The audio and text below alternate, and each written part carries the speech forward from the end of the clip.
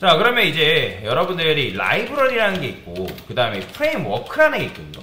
그러면 도대체 라이브러리는 뭐고 프레임워크는 도대체 뭐냐? 자, 웹이라는 게 언제 만들어졌을까요?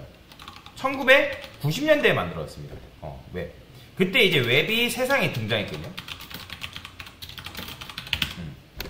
팀 버너스리라는 사람이 있어요. 팀 버너스리. 그러니까 이 사람에 의해서 이제 1990년대에 이제 웹이 세상에 등장했는데, 웹이 여러분들 이제 어디서 만들어졌을까요? 아시는 분? 웹이 어디서 만들어졌을까요?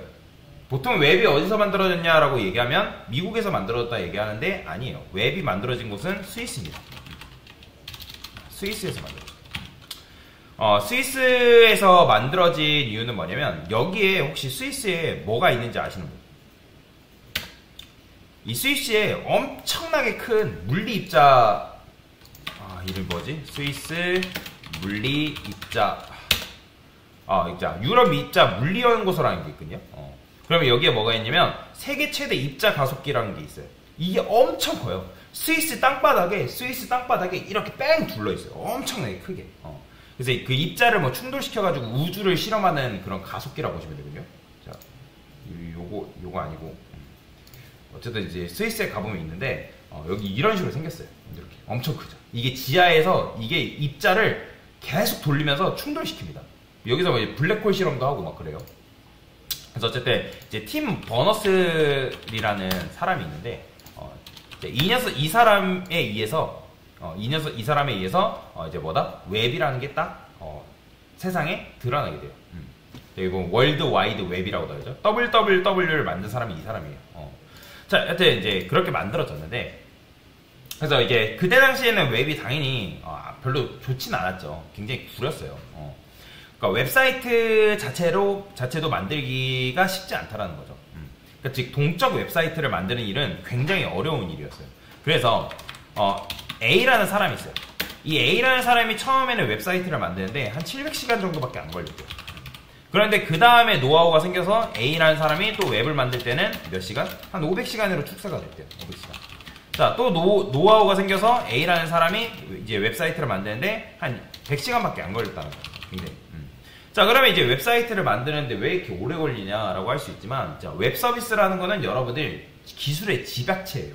엄청나게 많은 기술들이 그 안에 다 들어갑니다. 우리가 보통 이제 라이터 만든다 했을 때 라이터 점화 장치, 뭐 가스를 다루는 기술, 안정성, 이런 것들을 여러분들 스스로 혼자서 만든다고 생각하면 굉장히 어렵겠죠. 그래서 여러분들 중에 혹시라도 풀스택 개발자 하는 사람도 있을 거예요. 이거는 사실 말이 안 되는 거예요. 정말 미친듯이 똑똑한 사람 아니고서는 이 풀스택 개발을 하기가 쉽지가 않습니다. 근데 가끔씩 신입인데 풀스택 개발자로 가고 싶대요.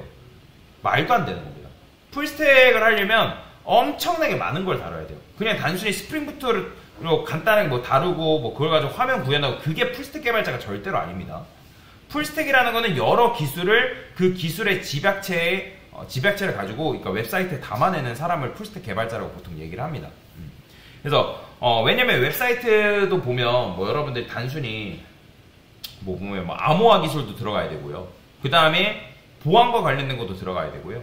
그 다음에 결제 시스템 하면 결제 시스템과 관련된 것도 들어가야 되고요. 엄청나게 복잡한 기술들이 웹사이트에 들어가요. 자, 여튼 이제 그런 식으로 이제 만드는 게 쉽지가 않단 말이에요. 그러면 여러분들이 예를 들어 계산기 만들죠. 계산기도 마찬가지로 전자기기나 회로 일일이 만드는 거 굉장히 오래 걸려요. 자, 그러면 안드로이드에서 제공되는 몇몇 기술을 딱 이용하게 되면 여러분들 계산기 어플을 만드는 게 일반인도 사실 1, 2주면 만들 수가 있거든요. 잘 찾아보고, 그렇죠?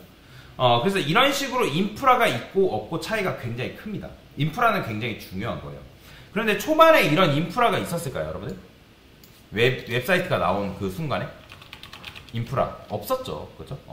없기 때문에 사람들이 맨 땅에 헤딩을 해가지고 웹사이트를 만들었다는 거예요. 자, 어쨌든 그래서 웹사이트를 세 번째 만드는데 100시간 걸렸고, 그 다음에 만드는데 한 5시간 정도 걸렸대요. 자, 근데 이 사람이 깨달았어요. 각각의 웹사이트가 있는데, 뭐 웹사이트는 뭐 쇼핑몰도 있고, 뭐 커뮤니티도 있고, 병원도 있고, 뭐 회사 사이트 뭐 등등 여러 가지가 있겠죠, 그죠? 그러니까 사이트의 역할은 다르지만 실제로 보니까 얘네들이 공통적인 기능들이 있다는 거예요. 근데 공통 기능의 거의 대부분 뭐냐면 CRUD예요. CRUD. 근데 이런 이제 기능이 그 전체 90%래요. 그러면 이 사람이 처음에 바보같이 90%를 일일이 만들겠지만 어쩔 수 없죠. 그죠? 처음에 맨땅에 헤딩하니까. 그렇게 해서 깨달은 게 뭐냐면 거의 대부분의 웨브사이트를 보니까 90%가 굉장히 비슷하게 생겼네. 그러니까 내가 처음부터 0부터 100까지 다 만드는 게 아니라 어디까지 복사해올까요? 일단 90%를 그대로 가져오는 거예요. 90%를 그대로 복사해놓고 나머지 뭐만 구현하면 되나? 10%만 여러분들이 구현해주면 되는 거예요. 그러니까 남겨진 요 부분만 여러분들이 구현하면 되는 건데, 그래서 이 90%가 바로 뭐냐면 프레임워크입니다.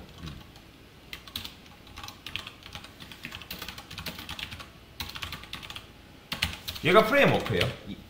자, 그러면 라이브러리랑 프레임워크 차이가 뭐예요? 라이브러리도 굉장히 비슷해요. 남들이 만들어 놓은 유용한 코드를 가져다 쓰는 게 바로 라이브러리인데, 근데 프레임워크는 자유도하고 좀 관련이 있다고 보시면 돼요. 무슨 말이냐면, 자, 여러분들이 프레임워크를 가져와서 딱 작업을 해요. 거기에는 뭐가 있냐면 빈칸 같은 것들이 있습니다.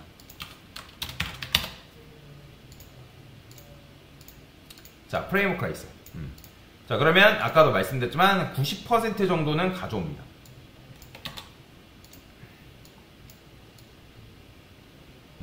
이 정도 가져와요. 그 다음에 이 정도는 우리가 구현을 해줘야 되는 거예요. 이 부분은 어느 정도 구현을 해줘야 되는데, 자, 그러면 이제 여러분들이 프레임워크를 가져와 작업을 할 때 거기는 이제 내부적으로 빈칸 같은 것들이 있는데, 웹사이트를 장인이 만들었나 해볼게요. 웹사이트 100개를 만든 사람이 만들었어요. 그러면 그 사람이 만들 때 쓸데없는 코드를 또 만들까요? 아니겠죠. 그러면 개발자는 이 프레임워크를 만드는 사람일까요? 아니면 이 프레임워크의 빈칸, 요게 있는데 이 빈칸을 채우는 사람일까요? 여러분들, 프레임워크를 만든 사람일까요? 아니에요. 이 빈칸을 채우는 사람이 바로 개발자입니다. 그러니까 예전보다 개발이 편해진 이유가 바로 그런 이유 때문에. 요즘은 이제 AI까지 합세를 해가지고 더 개발이 편해졌죠. 그죠?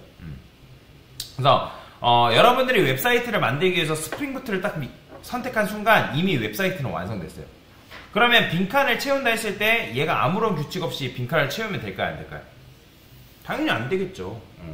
규칙에 맞게, 그리고 스프링부트가 제공하고 있는 문법에 맞게 코드를 잘 작성해야지만 여러분들이 완성된 코드를 만들어낼 수가 있다. 자, 정리하면 여러분들이 스프링부트를 선택한 순간 이미 웹사이트는 뭐다? 완성되어 있다. 다만 그 안에 빈칸이 있는데 그 빈칸들을 채우는 연습들을 우리가 뭐한다? 하면 된다 라고 보시면 돼요. 근데 빈칸을 그냥 쓰는 게 아니라 문맥에 맞게 코드를 작성해줘야 된다. 그래서 처음에는 여러분들이 스프링부트의 나머지 부분, 뭐 여기 이제 요 부분을 이해할 수가 없어요. 그래서 스프링부트를 공부할 때는 외우는 방식으로 무조건 가셔야 됩니다. 자, 그러면 나는 외우는 게 싫은데 이해를 해야 되는데 라고 하시는 분들 계세요. 이해 중요하죠. 근데 여러분들 외워야지만 이해가 되는 부분도 있어요. 그래서 여러분들이 이 스프링부트를 공부하실 때는 외워야 될 게 굉장히 많습니다. 자, 그러면 제가 컨트롤러는 뭐 이렇게 써야 되고 저렇게 써야 되고 컨트롤러 서비스는 뭐고 이렇게 써야 됩니다 라고 얘기해요. 근데 제가 이렇게 말씀드려도 여러분들이 아마 이해가 1도 안 될 겁니다. 지금도 여러분들한테 컨트롤러 서비스 리포트를 설명을 하면 아무도 설명 못 할 거예요. 그리고 제가 이렇게 설명해도 지금 이해를 하는 분들도 있겠지만 거의 없을 겁니다. 그게 당연한 거예요. 여러분들이 운전을 한다 했을 때도 우리가 처음에 차를 어떻게 사용하는지 모르잖아요. 그런데 2, 3년 딱 운전하다 보면 저 기능 왜 쓰고 이 버튼 왜 있고 언제 눌러야 되고 연비는 어떻게 줄일 수 있는지 그런 부분들을 알 수가 있죠. 그런 것처럼 처음에 이 스프링부트 기초 수업을 진행할 때는 외우는 방식으로 진행할 겁니다. 그래서 외우셔야 돼요. 여러분들 시간을 투자해서 외우셔야 됩니다. 그래야지만 여러분들이 제 수업을 따라올 수 있기 때문에 그러니까 외우지 않으면 당연히 따라오는 게 불가능해요. 힘들어요. 여러분들이 벅찹니다. 제가 이렇게 말해도 하시는 분들은 하는데 안 하시는 분들 끝까지 안 해요. 그거는 뭐 여러분들의 자유이기 때문에 어쩔 수가 없겠죠. 자, 여튼 이게 바로 뭐다? 스프링부트라는 거는 우리가 이제 빈칸을 채우는 일이고, 그 다음에 이제 프레임워크라는 거는 뭐다? 그러니까 자유도가 낮아요. 아까도 말씀드렸죠. 자유도는 뭐예요? 자유도가 낮은 이유는 우리가 요 비어있는 부분에 맞게 이제 코드를 작성해야 되기 때문에. 근데 그런 대신에 속도가 굉장히 빠릅니다. 그래서 우리가 뭘 쓴다? 프레임워크라는 걸 사용하는 거다. 그래서 스프링 부트는 뭐다? 프레임워크다 라고 여러분들이 이해를 하시면 될 것 같습니다. 됐습니다.